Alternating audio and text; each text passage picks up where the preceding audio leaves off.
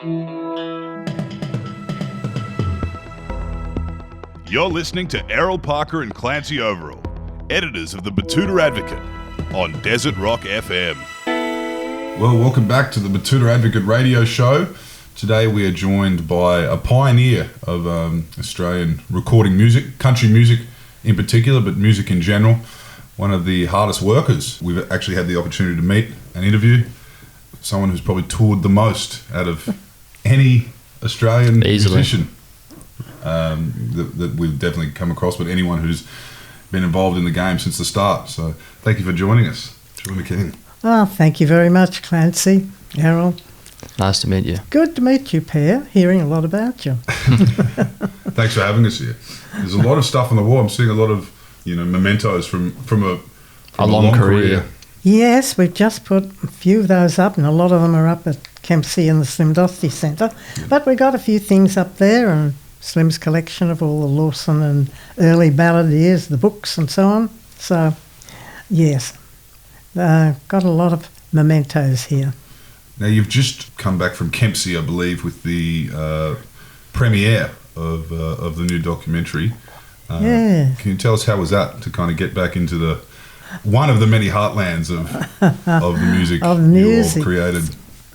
Well, that was really exciting because they've got new cinemas there, and it was the first time I'd been into them, and they've got this big mural in the foyer in both areas, and I walk in there and there's Slim, huge, up on the wall of the foyer. Everyone was absolutely wonderful, and I was thrilled to think that we had this going in Slim's hometown, Yeah. It was really, really good and very exciting. We had a great time. So the film came out on the 10th of September. Yes. Could you tell our listeners a little bit about it? It's called Slim and I. Yes. It's based actually on my story as compared to the straight one of just Slim. Yeah. But it's about the long partnership and the long marriage that we had and what it was like. You see, it's very different for a woman on the road to what it is for someone like Slim. We each had our side of things to do, and we were pretty lucky in that things that Slim, say, wasn't used to doing, I could do.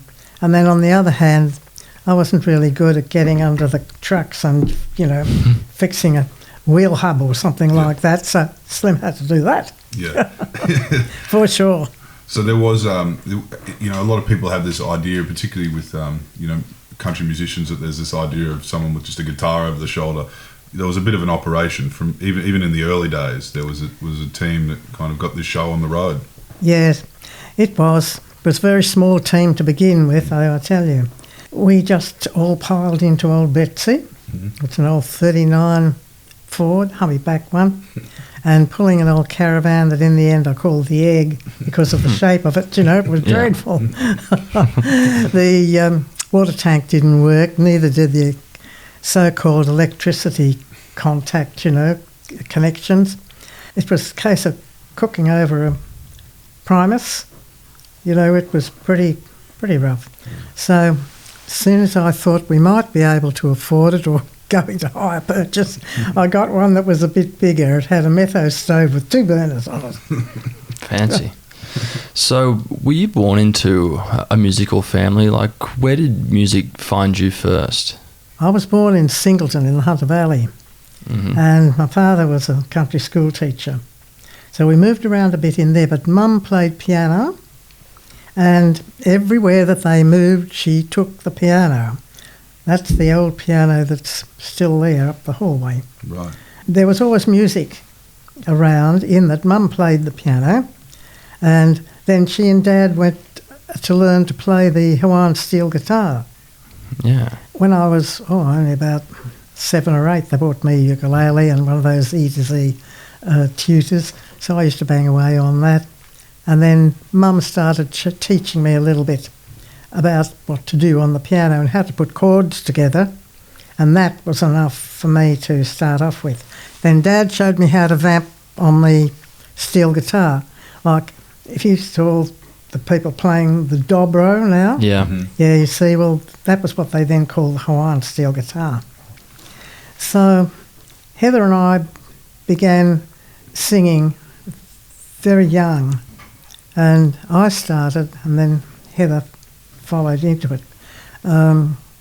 I used to laugh. I used to say she was one of these kids that said, whatever you can do, I can do better, sort of thing. And she generally did too. She was jolly good at it. No, but that's where the music came from.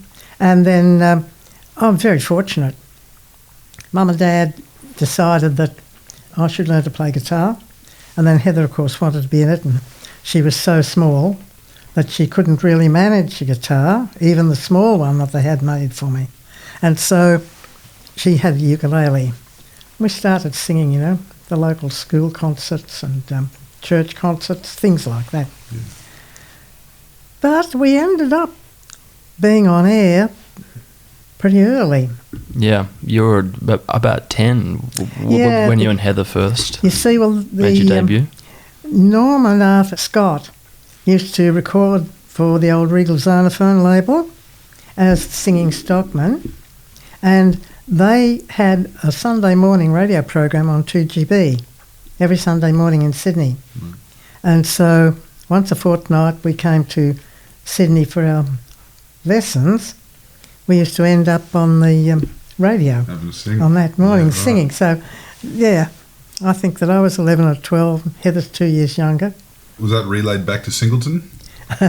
No, this was not that time. When we had our own show later, in later years, yes.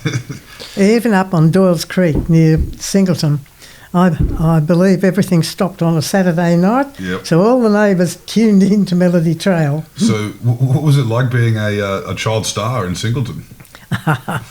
Yeah, it was a bit strange, wasn't it? I didn't know anything about that at all. Yeah, because we then were living down in the Southern Highlands. Dad was teaching a little place called Yandera down towards Mittagong. Right. We'd get on the train and get up to Sydney and have our lessons and that sort of thing. Go back to Dad teaching us, you know, for 3 hours.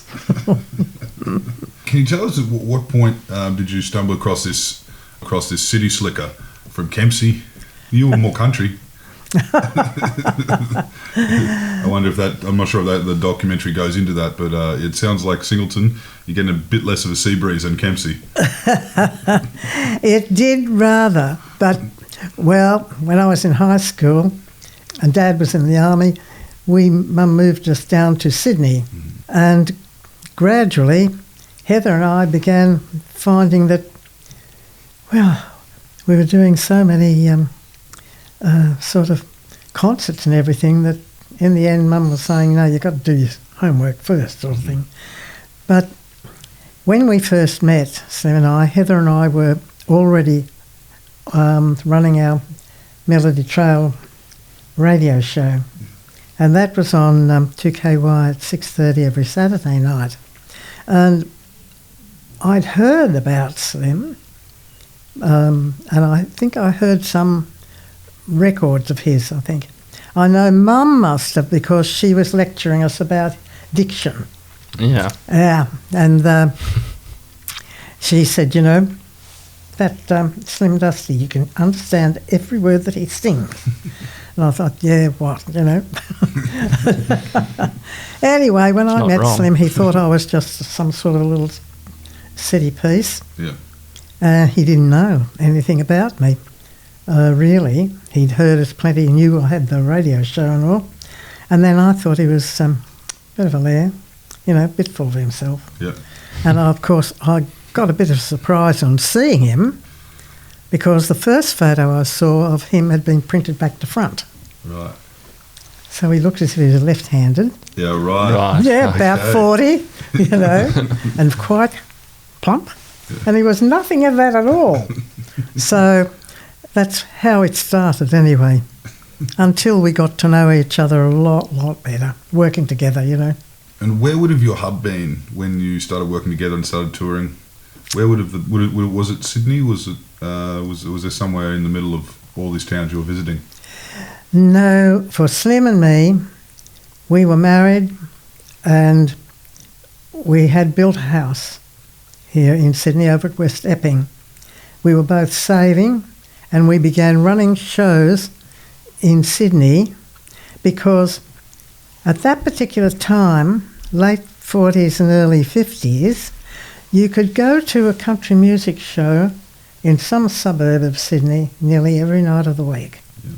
That's how big it was Yeah. here. So we were saving and putting every penny aside because Slim wanted to have his own show and be touring. And I was perfectly happy to go along with that. It sounded great. Yeah. When we did start, we had £19 in our pocket and we had the old car. We had one microphone. I don't know how many speakers we had, one or two. And then we had a new Ferrograph tape recorder, the reel-to-reel tapes. Yeah. So when we started off, we couldn't afford a big team with us. So it ended up with Slim and me, Barry Thornton, who began as a singer but ended up being Slim's lead guitarist for years, and Malcolm Mason on whips and ropes, and Barry became the comedian of the show Yeah, right. as well. Okay. So that was it, and you needed something else. So we used to run a talent quest at night. The prize for the winner each night was to be recorded on the Ferrograph, and that would be sent to Heather back in Sydney, and they would then be played. That was the big prize, more or less, to be played on the Melody Trail on the next Saturday night, you know. So that was what our first touring team consisted of. So success didn't come instantaneously. It was a long road. It was a very long road, Errol, very long one. We went great up the coast, you know, because up there was a lot of dairy farming communities. They're up early in the morning, and most of the country or hillbilly programs, they used to call them, would be on early in the morning. And then it all turned a bit sour when we went up past Toowoomba, when we started coming down the New England. Yep. That's when Betsy seemed to be, you know, In the cold country. oh, yes, all the tyres went and that sort of thing. And anything that could happen did happen. Yeah. And it was getting on towards Christmas, so everyone was saving up their money for Christmas too. By the time we got halfway down the New England, things were looking, you know, not real good. Yeah. So I rang Mum. Glennis, you called Mum around there, or halfway down? Yeah. It's a hard town up there in Glennis. Oh, never mind. Windy and Hope cold. springs eternal, I reckon. Yeah. So we got Gordon Parsons and went out round Walgett and that sort of thing, Right. and made enough to pay Mum back, Okay. you see. And then, and So- also to think, this might work. It's a bit nicer out there at Walgett on the plains It there. The was. farms are a bit bigger. They would have made good ticket holders. Yeah, It's a bit warmer, a that's bit right. flatter. And When did success come? I mean, it was a few years down the track with a pub Yes. with no beer. well, that was a big breakthrough. But Big break. before that, Slim had cut through with Rain Tumbles Yep. down in July. In July, yeah. And he had a lot of big records out. We weren't getting any records out simply because I was on the road away. Yeah. Heather was in Sydney, and then when she married Reg, we're touring at opposite ends of the nation, you know. Yeah. So we concentrated on Slim, and he kept recording. Then, when the pub just happened, it was recorded, and he thought that was going to be the B-side Yeah. of a Regal Zonophone single. Well, you know what happened. Yeah. And we didn't realise, because by that time we had just joined up with Frank Foster to do to work on the showgrounds, Right. see how that went. As a showy Yeah. on the with all the rides. Yeah, that was a fascinating Yeah. thing. I wouldn't have swapped it for anything. A fantastic experience. You went ahead with that while Pub with Yeah, No Beer yeah. was. Oh, the Pub with No Beer breaking happened records? after it. Oh, right. You see, we went up and joined up with Frank and the big tent and the whole bit.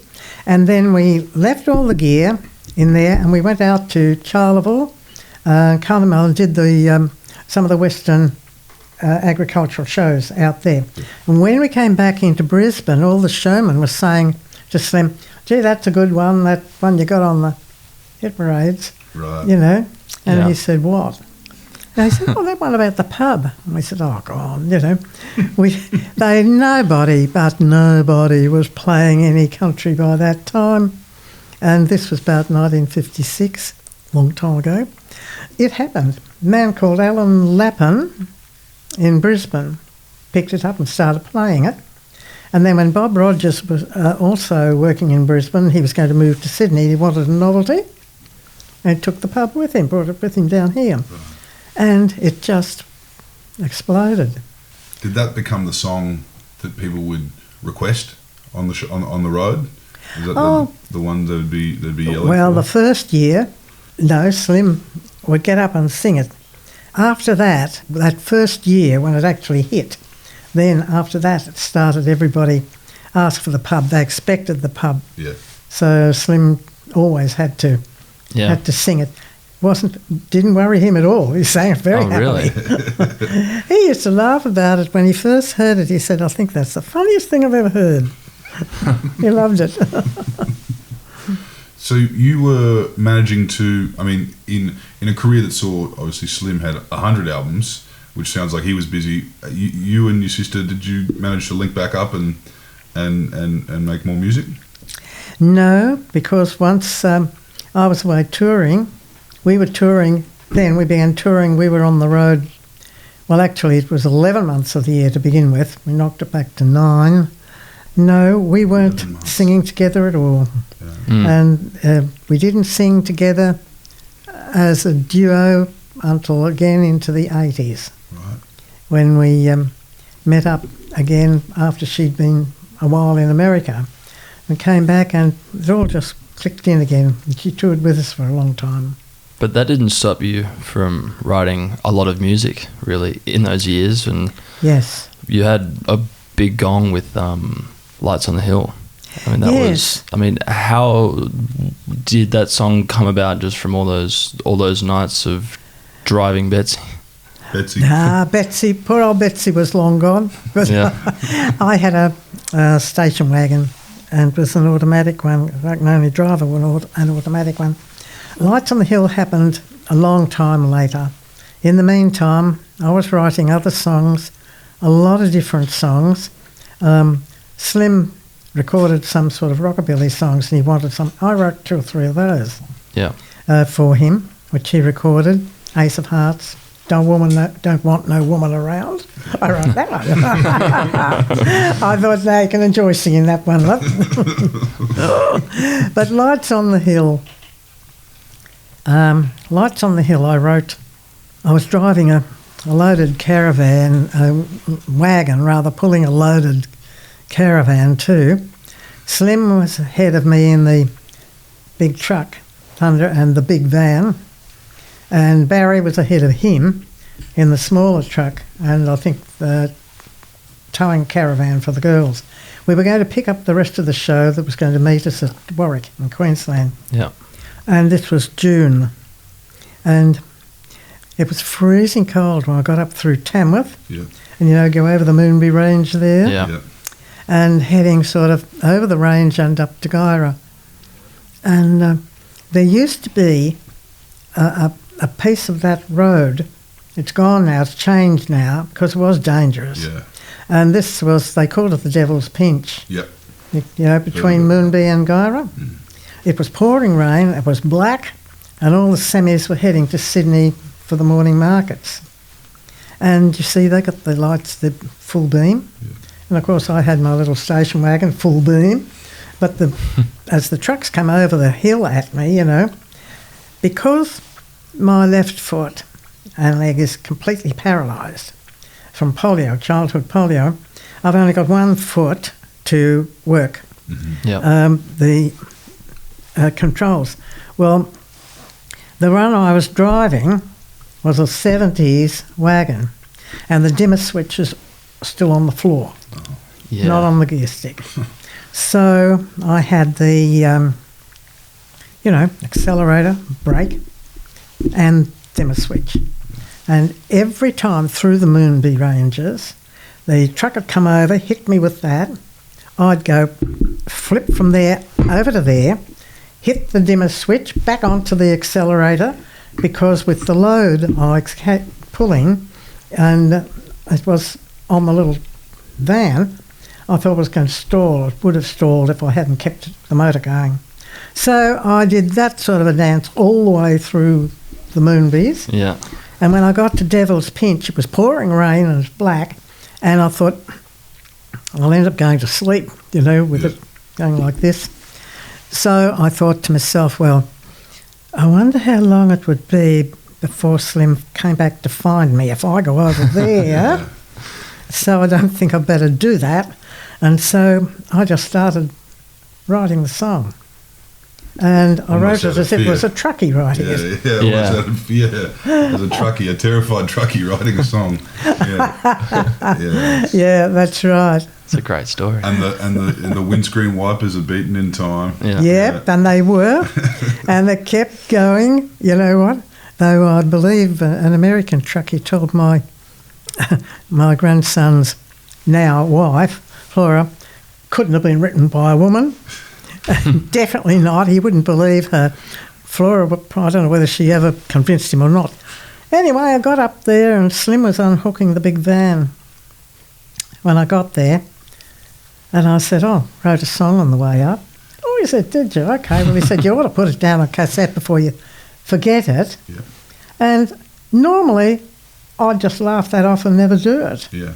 But this time I pulled the guitar out from under one of the bunks and the little cassette recorders we always carried, and I did. I just sang it roughly with the guitar onto this cassette, and I just put it away and forgot about it. And at Christmas time, I had Colleen Trenworth staying with us, Colleen and Paul, from the Hamilton County Bluegrass Band, and I remembered this cassette and this song. Said to Colleen, I've got something you'd be able to play fiddle on. It's just right for it. Colleen got it, and when I was singing it, she just swung straight into that Cajun fiddle with it, and it was just perfect. I said, gee, that'd be a good one for Slim. Oh, she said, that would really be good for him. And Slim said, no. Too many words, can't get my breath or anything. You better give it to somebody else. And I said, the only time I ever pushed him about trying to sing something, but of course it was very different to anything that he had done before, and he wanted to go fishing. Yeah. So he went fishing, and I sat at the piano, and then when I got the cassette out, then I discovered that he had used it as a rehearsal tape, and he'd wiped all the second half of the song off. And so it was just as well that he was out fishing. The little song that could. It was against all odds. It ended up.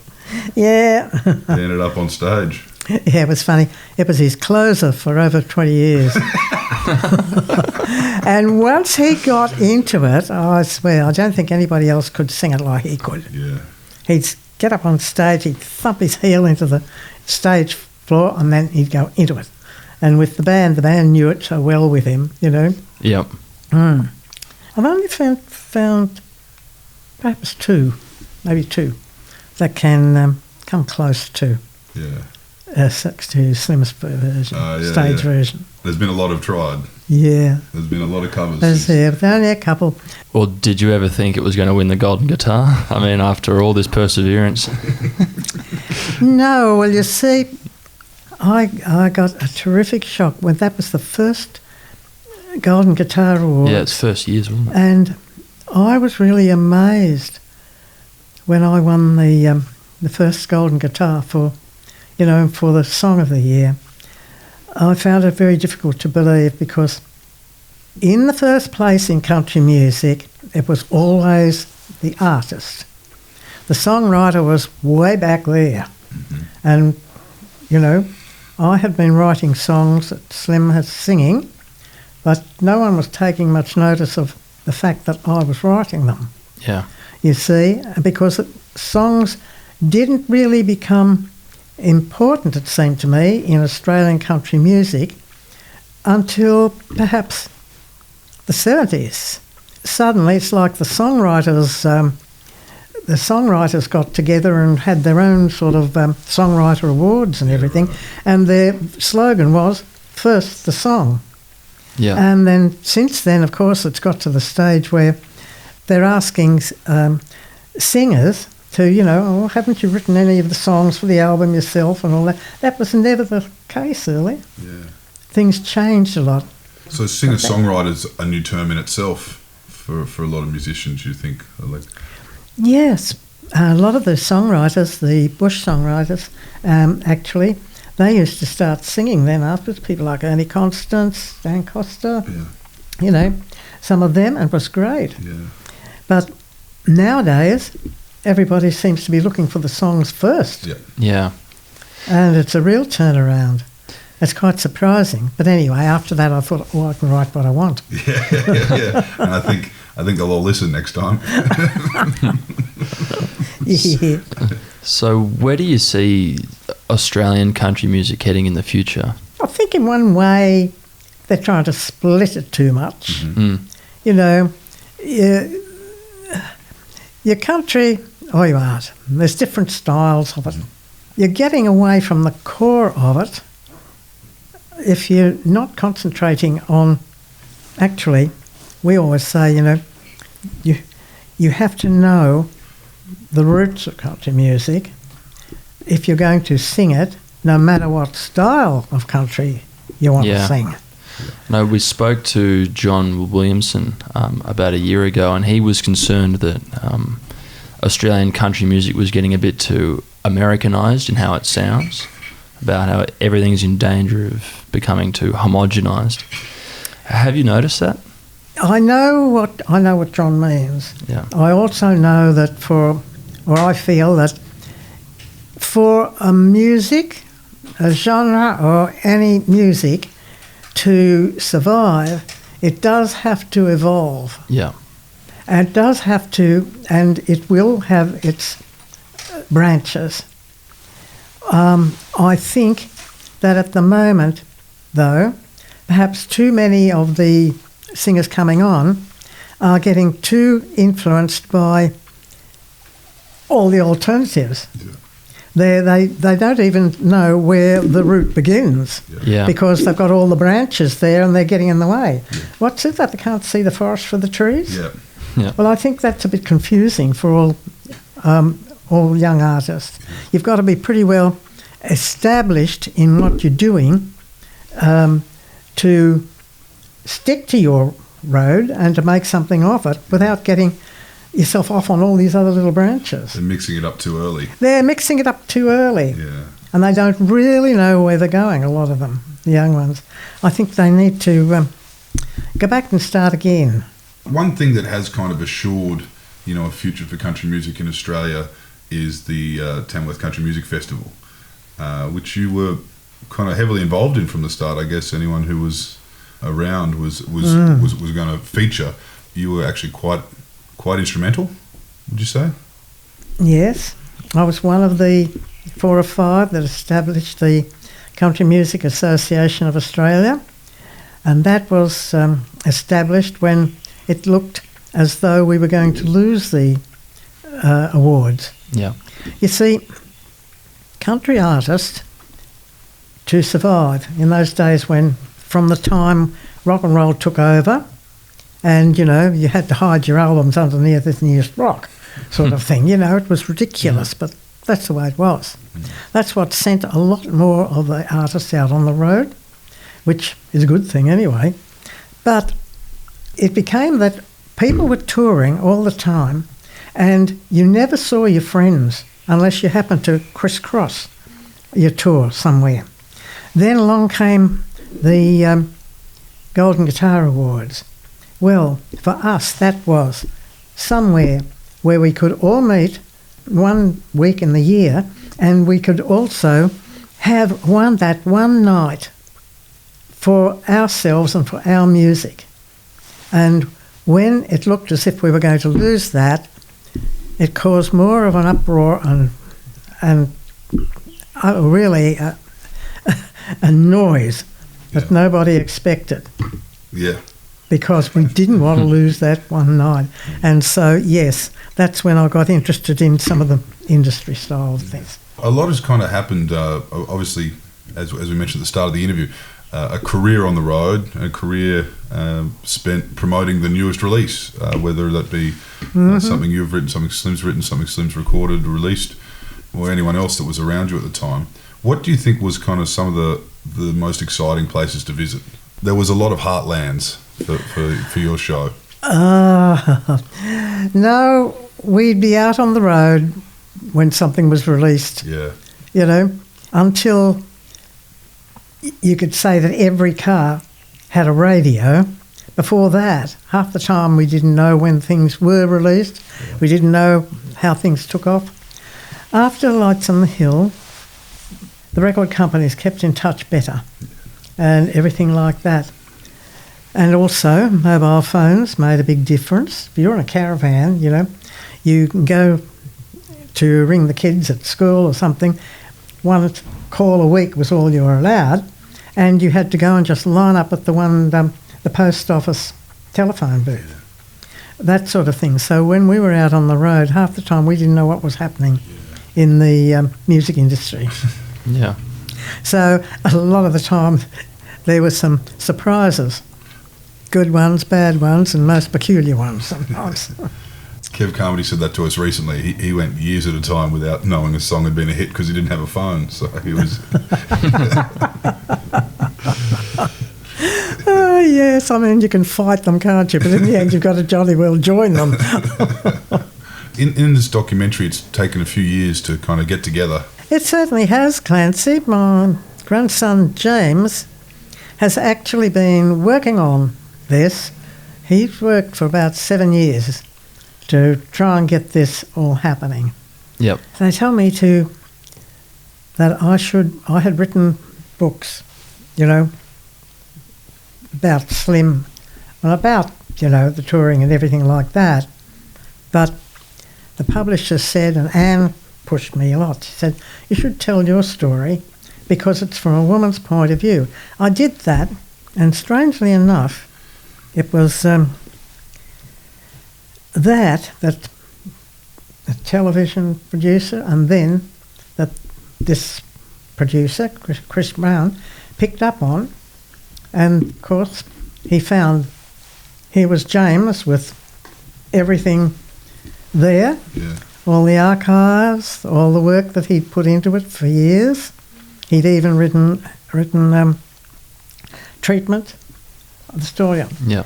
Well, they just, Chris and James, they managed to get Creve Stenders, who's a great director, and before I knew where it was, there I was, talking to and starting on this, and I was pretty apprehensive. I don't think I could have gone into it and all of it if I hadn't had James to depend on. He's very dependable, very knowable, and a hard worker. Yeah. And now your poor grandson, I believe, has missed the screenings down in Melbourne for the time being. It's very hard on Jim and It's Flora. a bit cruel, that twist of fate that he's finally got this thing finished, but I'm sure they'll have a Melbourne screening for him when it all opens up.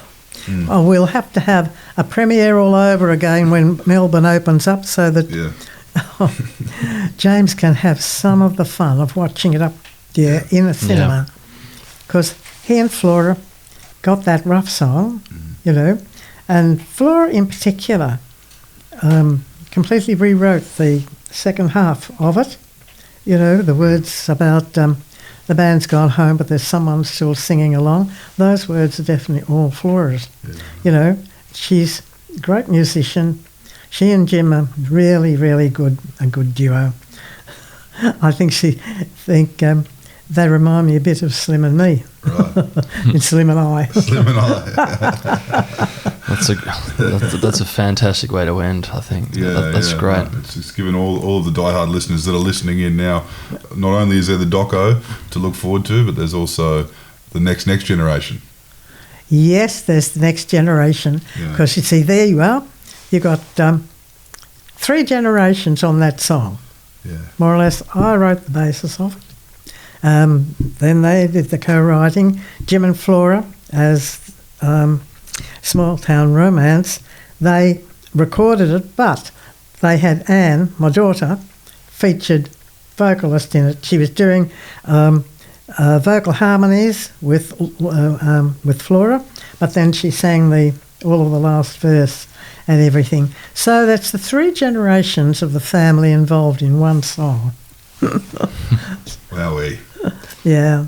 I don't think that's ever happened before, has it really? No, probably not that I certainly not in this country. No. Mm-hmm. No. No, it's the album's just out and that song's on it. Okay. It's on the first track, I think, on the album now. I don't believe you, Small Town Romance. I don't believe you. No, I don't believe you. Yeah, and it's a different song. It's totally different from anything I've ever written before. Oh, okay. We look forward to it. Now we've got a big plate of wagon wheels in front of us that will not be fit audio broadcasts, so we'll have to get stuck into these and have another cup of tea. But thank you for chatting to us today, Joy. What a lovely story. Oh, it's been good fun. Thanks, Errol. Thanks, Clancy. Thank you. Yeah. Thanks, Joy.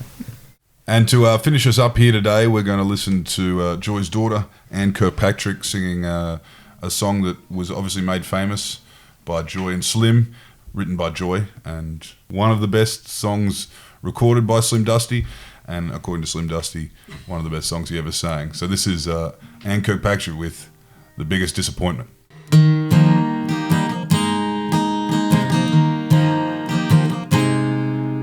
Had my future wrapped up in a puzzle. Haven't no one even thought of asking me. So the day I turned 15, I caught the mail train. Well, to find what else might be in life for me. Rode on trucks and trains and left on nothing. Served me right for wanting to be free. Oh, well, that's the way society looked at it. But it didn't seem to be that way to me.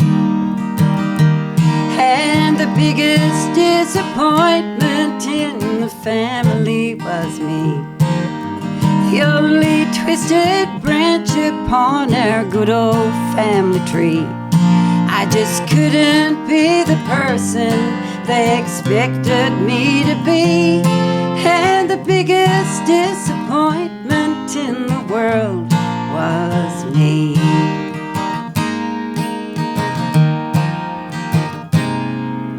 A lot more dinner times than there were dinners. I learned a lot that hurt me at the time. Then this quiet country boy went home a different man, with a memory of distance on my mind. Guess I spoke too loud and laughed too often. Or maybe drank too many glasses down. Perhaps my clothes were older than I realized. I relieved to all concerned when I left town. And the biggest disappointment in the family was me. Oh, the only twisted branch upon our good old family tree. I just couldn't be the person they expected me to be. And the biggest disappointment in the world